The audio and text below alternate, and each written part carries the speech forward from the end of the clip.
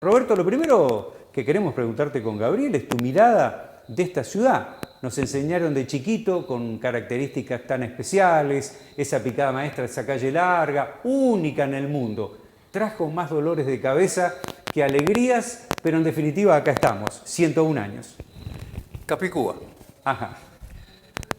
Bueno, en realidad El Dorado tiene esta conformación no porque quiso como ciudad tenerla, sino que su fundador, que fue Adolfo Schwelm, vino con un proyecto que se traducía en un asentamiento agrario, ¿no es cierto? O sea que prácticamente lo que se quiso hacer en aquella época era generar una colonia donde estuvieran asentados los que venían de una experiencia sumamente difícil en la guerra, la Primera Guerra, y que en Europa no tenían lugar.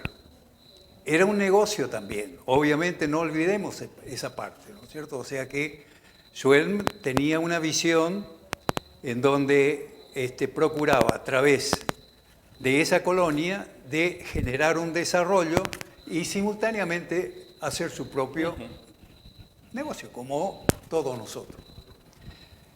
¿Eso qué generó?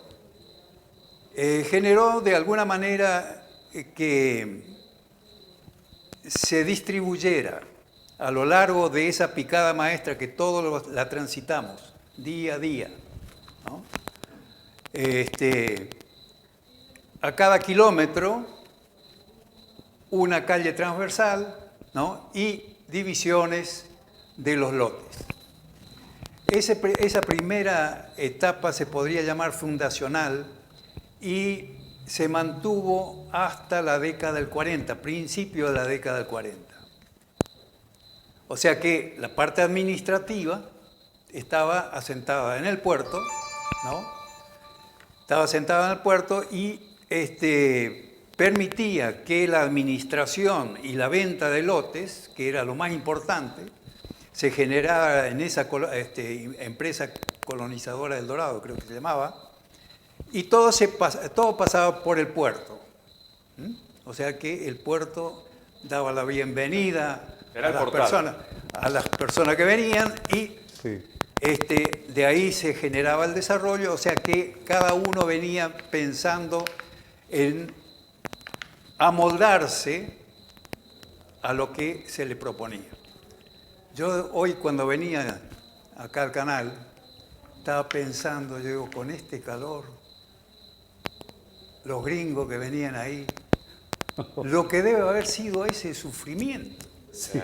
de bajar ahí en la costa del Paraná con el calor, que hoy sufrimos y que prendemos el aire. Menos mal que en el canal tienen aire, ¿no? Sí. O sea que vinieron y esa primera etapa también fisiológicamente para ellos fue de adaptación, tuvieron que adaptarse. Eso entonces vimos que a lo largo de 36 kilómetros se fue asentando la población. 36 kilómetros, hoy es 9 de julio, hasta la localidad vecina, 9 de julio, que estaba incorporada a ese proyecto. En ese periodo la característica primordial era que la administración estaba en el puerto, como habíamos dicho. Sí. La comunicación exclusiva era el río, ¿no? O sea que todo pasaba por ahí, no había como ahora rutas. Y la subdivisión de las chacras se hacía transversalmente a esa traza de la picada maestra. Por picada, o por picadas otra vez, ese corte que hablabas, Roberto, se hacía, ¿no? A ver, tenemos la picada 1, recuerdo, la picada 11, o sea, esos eran los cortes por ahí que estás manifestando. Tal cual. Bueno, si me puedo Sí. correr Sí. un poco, a ver, Sí. la producción. Sí, ahí está. Roberto maneja la producción. Sí, muy Roberto bien. maneja la producción. Va a ir Ahí está, ahí está. al televisor allá, Sí. nos vamos A ver. ahí. Sí. No sé si estoy bien ahí. Vamos a ver si nos podemos acercar. Sí, ahí Sí. Ahí está. A ver cómo Ahí. estamos. Ahí está. Está perfecto, Roberto. Bien. Ahí, contame. ¿Está bien? Sí. Bueno, acá tenemos un plano de El Dorado actual. Y tenemos que recordar básicamente esa traza de la picada maestra que aún hoy subsiste. O sea, eso es una de las cosas que no podemos dejar de mencionar y está trazada acá. Yo la voy a seguir un poco si ustedes Sí. siguen. Se ve perfecto. ¿Se ve bien? Se ve perfecto. Seguía por acá seguía y seguía hasta lo que hoy es 9 de julio. ¿No? Esa forma de vida estaba limitada a los caballos, o sea que la picada maestra no tenía lo que tenemos hoy, el tránsito. Había solamente muy pocos autos en el puerto por la administración, así que prácticamente toda la movilidad se hacía con la fuerza de los animales. Roberto, por eso mencionabas en un comienzo que el diseño responde a una requisitoria agraria, porque este diseño poco tiene que ver con lo clásico de las ciudades europeas, por ejemplo.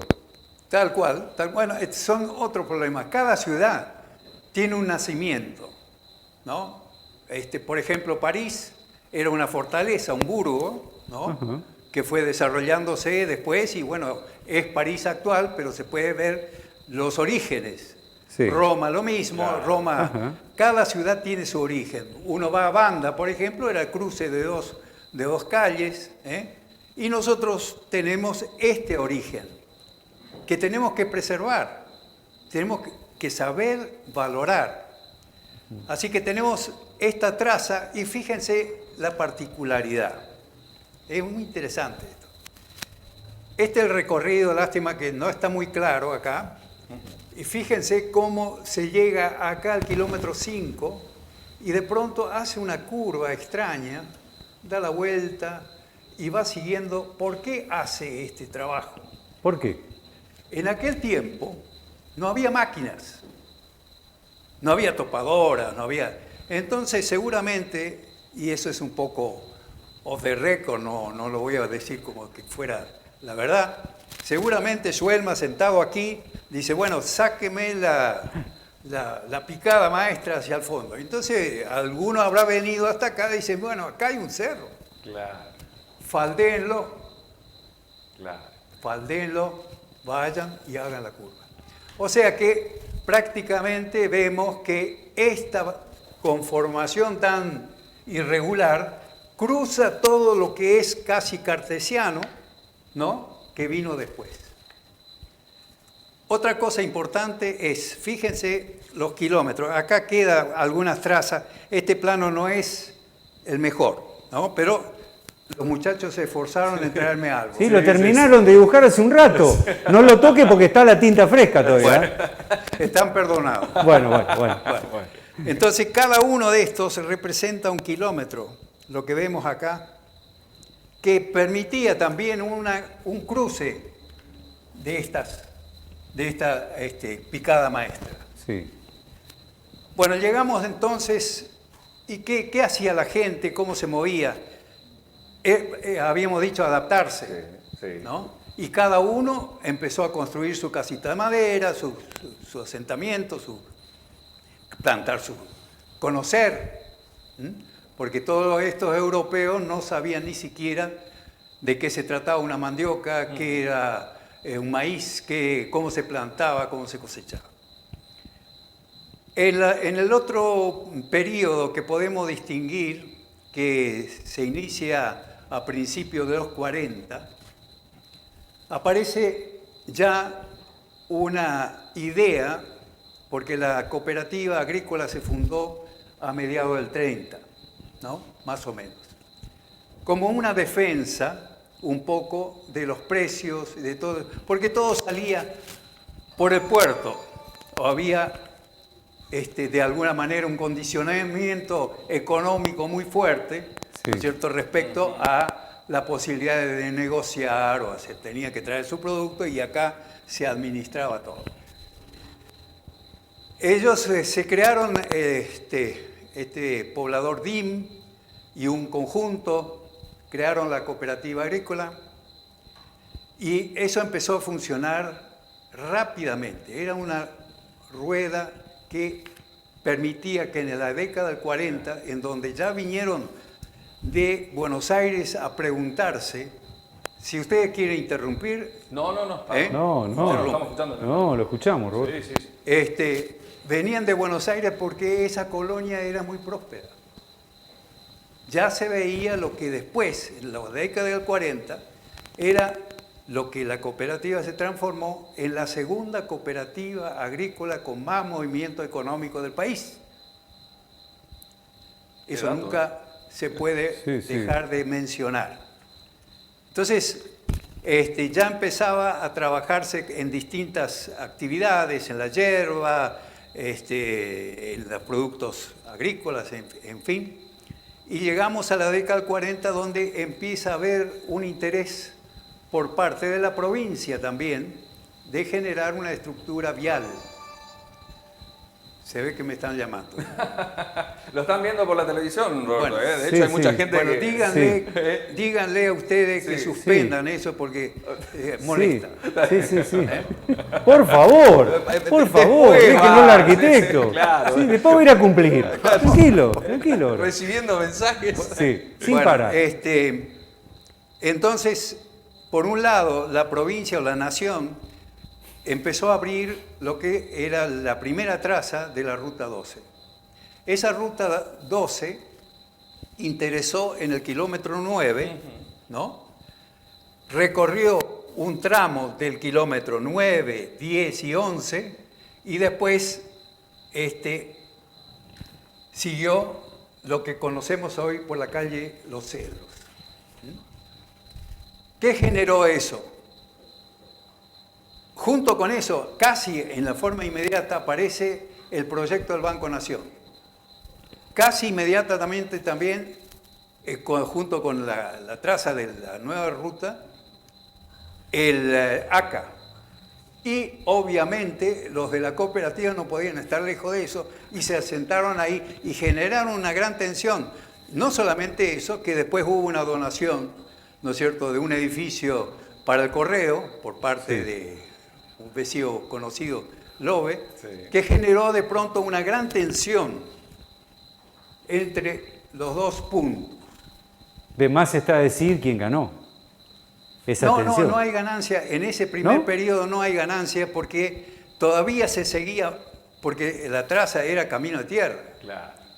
Los Seguía camiones. siendo fuerte el O sea río. que lo primero era la sorpresa de que se podía ir en vehículo a alguna parte, ¿no? Bueno, y esa tensión acá generó también una mayor confluencia y intercambio entre el 9 y el 2. Eso duró, obviamente, ¿quién ganó? Dice, sí, obvio, se fue desplazando. Sí. Parece que Pedro sabe más que Sí, totalmente. No. Yo lo escucho, arquitecto. Bueno, fue desplazándose hacia el 9. Bueno, ese periodo fue el periodo en donde se podía decir que realmente El Dorado se transformó en una capital que después se llamó por nuestro vecino Esquivel, capital del trabajo. Fue un desarrollo impresionante, incluso esta parte de la avenida que llegó hasta donde hoy es la rotonda en el kilómetro 11, empezó a desarrollarse más intensamente. En ese periodo hubo industrias, se generaban industrias, las oleaginosas, con el TUN, se hicieron packing de naranjas con Zettelmann. O sea que hubo un gran desarrollo, incluso tenemos que mencionar la creación de esta cooperativa donde ustedes están, también acá, junto que eran todas creaciones que se iban dando como una rueda, ¿no es cierto?, de un crecimiento muy, muy ostensible. Y llegamos hasta el periodo este periodo podemos llamarlo estructural. Es donde se consolida esta traza. Nadie pudo dejar de hacer esa traza, pese a que en ese periodo se abrieron las calles Paraguay y Alemania, porque ya teníamos problemas de tránsito en aquella edad. ¿Ya había problemas? No, además del polvo, ¿no? Además del polvo, de todas las cosas que sucedían en ese... Una ruta pasaba en lugar, digamos. O sea que se empezaron a inventar, y en esa, capaz que nadie sabe, en esa intervención en la década del 60, intervino la arquitecta Roulet, que es esposa de Roulet, del barrio, que vino a pasar unos días acá y junto con el intendente Perité hizo esta traza de la calle Alemania y calle Paraguay. O sea, la gestionó. Lo mismo que la plaza San Martín, o sea que es una intervención de una mujer que después fue vicegobernadora de la provincia de Buenos Aires, nada menos. Pero tuvo su intervención ahí.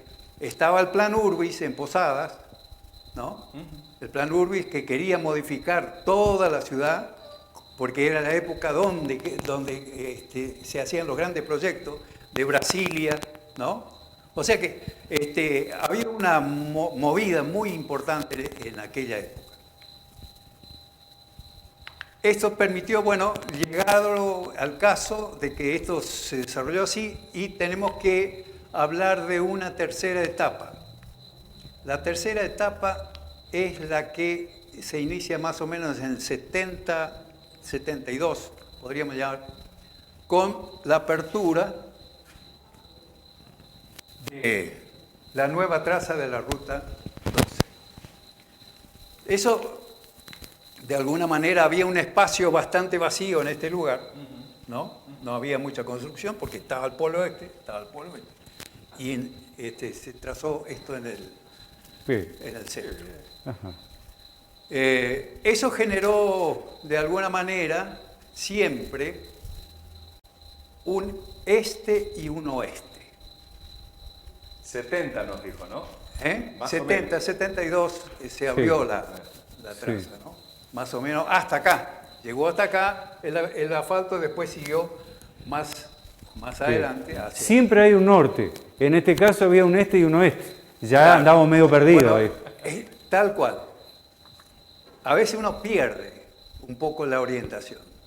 Y dice, ¿cómo hacemos acá? ¿Qué hacemos ahora con esto? Y llamaron a un especialista creo que era de Córdoba, me parece, y se le ocurrió enseguida, dice, claro, esto tenemos este y oeste. Y fíjense la numeración actual. Antes la numeración venía del 0 acá, siguiendo los kilómetros, la numeración que teníamos. Sí. De pronto el señor dijo, bueno, esto es un eje cartesiano, hacemos uno norte y sur, para la nominación de las calles y de la numeración, y este y oeste. Esto queda hasta ahora, y de alguna manera hago una gran crítica, porque es una de las formas en petardear un poco lo que es de origen, los kilómetros. Es una de las características que hoy tenemos y no se pueden perder. Bien. Hoy todavía hablamos del kilómetro 8, tendríamos que decir kilómetro 1 oeste, y sin embargo nosotros hablamos del 8, del 9, del 10, y ¿dónde vivís vos? ¿En el 7, en el 6, o en el 2 o en el 1? Y ese le daba esa unidad. Yo espero que el intendente actual pueda rever esa medida y vuelva a generar con los kilómetros, incluso marcarlo dentro de la traza de la avenida, cada kilómetro, y a partir de ahí numerarlos. Y se va a dar una particularidad, seguramente, porque los kilómetros están marcados por una traza del agrimensor que es rectilínea. Y vamos a tener la particularidad, quizás que un kilómetro, en vez de tener 1000 metros, tenga 1100 o 1200. O 900. No, eso no. ¿No? No, menos no. Ah, no No, puede. porque ¿qué pasa acá con esta? Bueno, después vamos a tomarte examen. Bueno, tenemos esta es lo que habíamos mencionado, Sí. de esta curvatura acá en el 4, ¿no? Que seguramente la serpenteada le va a llevar algunos metros más, ¿no? Y sería muy lindo tener un kilómetro que tenga más metros que lo que dice las reglas. Qué interesante. Ah, bueno. Qué interesante. Roberto, no sé cómo vamos a hacer, porque ¿Por el tema está para seguirlo, pero a nosotros la producción nos corre. Bueno, ¿Qué hacemos? ¿Te comprometemos para la próxima? Para hacer Porque se Roberto vienen Trumper parte 2. Claro, se vienen más etapas. bueno, Porque no pudimos hablar de tu proyecto. Yo no me lo olvido. no, ¿eh? no hay ningún proyecto. No. Ay, Sí, yo lo guardo, yo lo guardo. Si siguen llamando, pueden llamar. Bueno, ahí está. Gracias, Roberto.